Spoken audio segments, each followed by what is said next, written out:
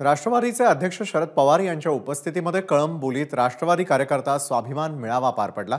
यावेळी बोलताना शरद पवारांनी भूमिपुत्रांच्या मुद्द्यावर भाष्य केलं। भूमिपुत्रांना उद्ध्वस्त करणाऱ्या प्रकल्पातून मार्ग काढावे लागतील असं पवारांनी यावेळी म्हटलं।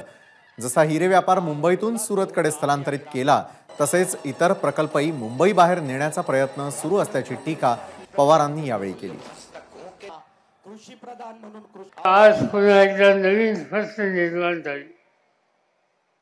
नैना प्रकल्प असो, सिडकोच्या काही गोष्टी असोत, या सगळ्याचा विचार करायची वेळ आली। प्रकल्प आणि विकास याला लोकांचा विरोध नसतो, पण स्थानिक लोकांना उद्ध्वस्त करून विकास ही जे संकल्पना कोणी करत असेल त्याची गोष्ट आम्ही मान्य करणार नाही।